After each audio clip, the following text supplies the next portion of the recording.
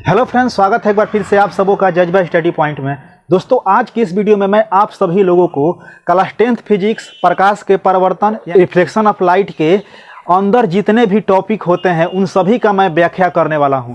दोस्तों, मैं आप सभी लोगों को बता देना चाहता हूं कि इसके पहले वाले वीडियो में मैंने आप सभी लोगों को प्रकाश के परावर्तन के अंदर जितने भी टॉपिक होते हैं उसको समझा दिया हूं। अगर वो वीडियो आप लोग नहीं देखे होंगे तो हमारे चैनल के प्लेलिस्ट में जाकर क्लास 10th फिजिक्स सर्च कर लीजिएगा, वहाँ पर आप लोगों को वो टॉपिक मिल जाएगा। तो दोस्तों, आज की इस वीडियो में मैं आप सभी लोगों को बताने वाला हूँ प्रकाश के परावर्तन के अंदर का जो टॉपिक है ये है पारदर्शी पदार्थ, परभासी पदार्थ और अपारदर्शी पदार्थ। आखिर ये पदार्थ क्या होते हैं, इनके बारे में मैं शानदार तरीके से बताने वाला हूँ ताकि आप लोगों को समझने में कोई दिक्कत ना रहे।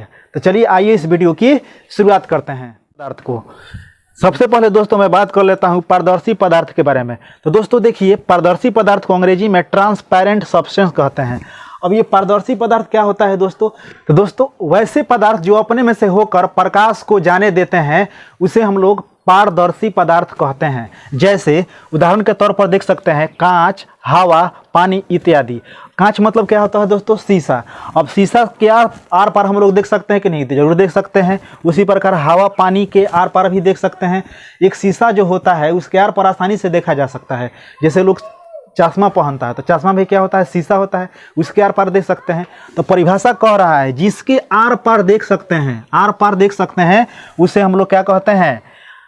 पारदर्शी पदार्थ कहते हैं। मतलब प्रकाश आसानी से एक छोर से दूसरे छोर अगर पार कर जाता है तो आपको समझ जाना है कि वो पारदर्शी पदार्थ है। उसके बाद दोस्तों हमारा अगला परिभाषा है पारभासी पदार्थ। पारभासी पदार्थ को अंग्रेजी में ट्रांसलूसेंट सब्सटेंस कहते हैं। अब ये पारभासी पदार्थ क्या होता है दोस्तों? तो वे पदार्थ जो अपने में से होकर प्रकाश के मात्र थोड़े से अंश को जाने देते हैं उसे हम लोग पारभासी पदार्थ कहते हैं। जैसे यहाँ पर देखिएगा, घिसा हुआ कांच, तेल लगा हुआ कागज, बैलून का रबर, आंख की पलक, हल्का बादल, कुहासा इत्यादि। ये सब ऐसे पदार्थ है दोस्तों जिनसे प्रकाश क्या होता है कि प्रकाश जब इनसे होकर जाता है तो मात्र थोड़े से अंश को ही पार कर पाता है, इसीलिए इसे पारभासी पदार्थ कहते हैं। अब घिसा हुआ कांच कहा जा रहा है। अब शीशा को रगड़ दीजिएगा तो उसके आर पार देखिएगा तो पूरा नहीं दिखाई देता है, तो इसीलिए वो क्या है? पारभासी पदार्थ है। उसी प्रकार आँख की पलक, अब आँख की पलक को कम करके ऐसे देखिएगा तो थोड़ा दिखाई देगा, तो आँख की पलक भी क्या हो गया? पारभासी पदार्थ का उदाहरण हो गया। उसी प्रकार दोस्तों अब हम बात कर लेते हैं अपारदर्शी पदार्थ। इसे अंग्रेजी में ओपेक सब्सटेंस कहते हैं।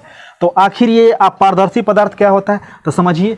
तो वे पदार्थ जो अपने में से होकर प्रकाश को जाने ही नहीं देते हैं, यानी रोक देते हैं, तो उसे हम लोग अपारदर्शी पदार्थ कहते हैं। अंग्रेजी में इसे ओपेक सब्सटेंस कहते हैं। अब इसका उदाहरण क्या हो सकता है दोस्तों? लकड़ी, लोहा, अलकतरा, पेंट, मोटा गत्ता, धातु की प्लेट इत्यादि। ये सब ऐसे पदार्थ है जो अपने में से होकर प्रकाश को जाने ही नहीं देते हैं। जैसे दोस्तों बोर्ड उदाहरण के तौर पर देख लीजिए।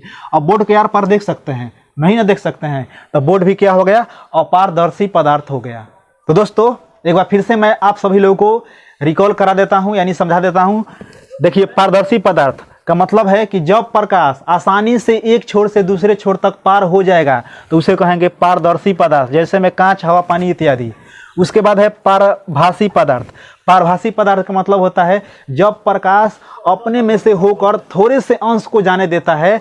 जो पदार्थ अपने में से होकर थोड़े से अंश को जाने देता है तो उसे पारभासी पदार्थ कहेंगे। अपारदर्शी पदार्थ जो अपने में से होकर जाने ही नहीं देगा।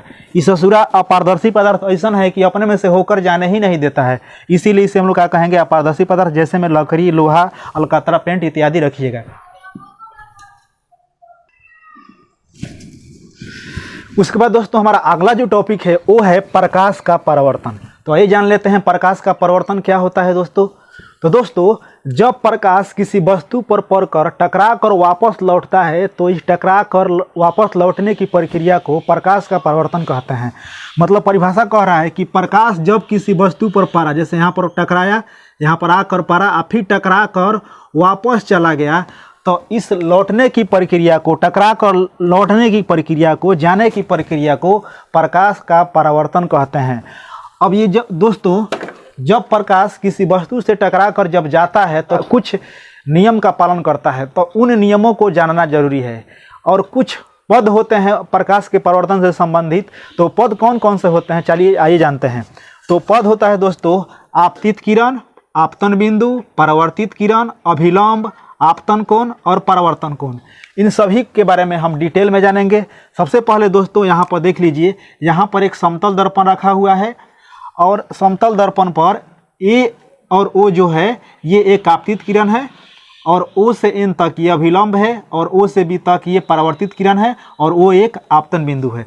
अब सवाल खड़ा होता है दोस्तों कि आपतित किरण क्या है, आपतित किरण क्या होता है। तो इसे अंग्रेजी में इंसिडेंट रे बोलते हैं। तो चलिए जानते हैं आपतित किरण की परिभाषा क्या होती है। तो दोस्तों जब प्रकाश किसी सतह पर टकराती है, प्रकाश की किरण जिस सतह से टकराती है उस टकराने वाली किरण को आपतित किरण कहते हैं। जैसे ए से ओ तक देखिए यहाँ पर ये आपतित किरण है, क्योंकि ये जो किरण है ए ओ सतह पर जाके टकरा रही है, यानी ओ बिंदु पर टकरा रही है, इसीलिए ए ओ क्या है, आपतित किरण। अब बात कर लेते हैं, यहाँ पर आपतन बिंदु है। तो आपतन बिंदु की परिभाषा होता है दोस्तों, जिस बिंदु पर आपतित किरण किसी सतह से टकराती है उस बिंदु को आपतन बिंदु कहते हैं। जैसे इस चित्र में देखिए ए ओ क्या समझा है आपको कि ये आपतित किरण है, कहाँ पर टकरा रही है, तो ओ बिंदु पर टकरा रही है, तो ओ क्या है, आपतन बिंदु है। उसके बाद दोस्तों हमारा अगला परिभाषा है परावर्तित किरण, रिफ्लेक्टेड रे। परावर्तित किरण क्या होती है, तो जब प्रकाश किसी वस्तु से टकराकर वापस जाती है तो वापस जाने वाली किरण को परावर्तित किरण कहते हैं। जैसे प्रकाश की किरण देखिए यहाँ पर वो बिंदु पर टकरा गई तो ये तो आपतित किरण था, लेकिन टकरा कर फिर प्रकाश की किरण यहाँ पर वापस जा रही है, तो ये किसी सतह से टकरा कर वापस जाने वाली किरण को परावर्तित किरण कहते हैं। मतलब आपको शॉर्टकट में याद रखना है, किसी सतह से टकरा कर वापस जाने वाली किरण को परावर्तित किरण कहते हैं। उसके बाद दोस्तों हमारा अगला टर्म है इसमें अभिलंब। तो आपतन बिंदु पर खींचे गए लंब को अभिलंब कहते हैं। जैसे ओ से एन तक इस चित्र में क्या है, अभिलंब है, क्योंकि ये आपतन बिंदु है और इस पर अभिलंब खींचा गया है, ओ एन अभिलंब है। उसके बाद दोस्तों हमारा अगला जो परिभाषा है ये है आपतन कोण। तो आपतन कोण क्या होता है दोस्तों, इसे अंग्रेजी में एंगल ऑफ इंसिडेंस कहते हैं। तो आपतन कोण की परिभाषा क्या होता है, तो दोस्तों देखिएगा, समझिएगा ध्यान से।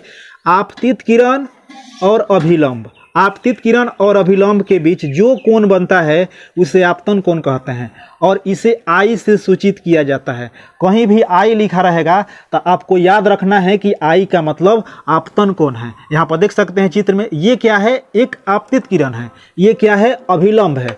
इन दोनों के बीच जो ये कोण बन रहा है इसी कोणवा को कहते हैं आपतन कोण।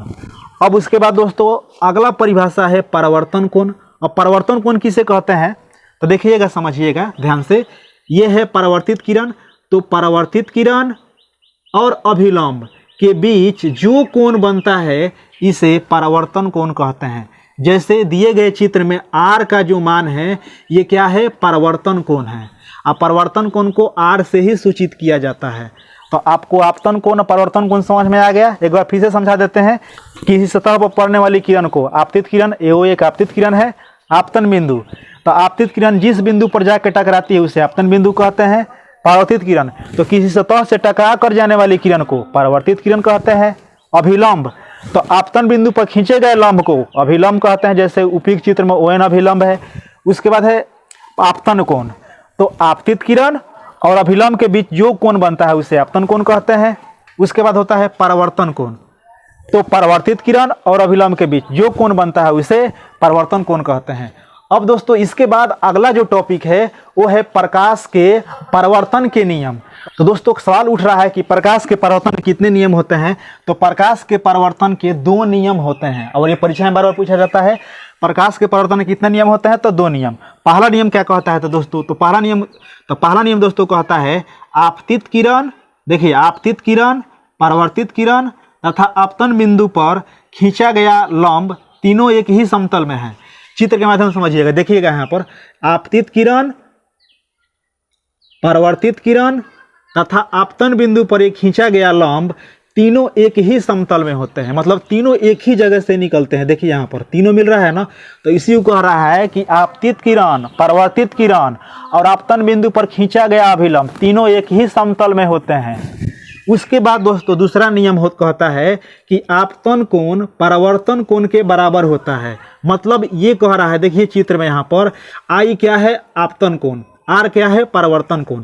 तो ये दोनों कोण आपस में क्या होते हैं, बराबर होते हैं। मतलब अगर आपतन कोण आपसे कह दिया जाए कि 60 डिग्री, तो परावर्तन कोण पूछा है कितना डिग्री, तो परावर्तन कोण भी कह देना है कि 60 डिग्री होगा। तो दोस्तों देख सकते हैं इस वीडियो में मैंने क्लास 10th के प्रकाश के परावर्तन के यानी रिफ्लेक्शन ऑफ लाइट के जितने भी परिभाषाएं और टर्म आने वाले हैं उसको मैं काफ़ी आसान तरीके से एक्सप्लेन करके बता रहा हूं, और आशा करता हूं कि आप लोगों को अच्छे ढंग से समझ में आ रहा होगा। फिर भी यदि किसी प्रकार की अगर दिक्कत लग रहा है, कोई शिकायत है किसी टॉपिक में, तो आप हमसे कमेंट करके ज़रूर पूछिएगा। और अगर आप लोगों को इस वीडियो में जो भी टर्म समझाया जा रहा है उसका पीडीएफ या नोट्स अगर चाहिए तो आप लोग हमसे कमेंट कर दीजिएगा, हम पीडीएफ या नोट्स का भी व्यवस्था कर लेंगे। और आपको ये वीडियो कैसा लगा आप हमें कमेंट करके ज़रूर बताइएगा। तो मिलेंगे नेक्स्ट टॉपिक में, दीजिए इजाज़त। जय हिंद, जय भारत।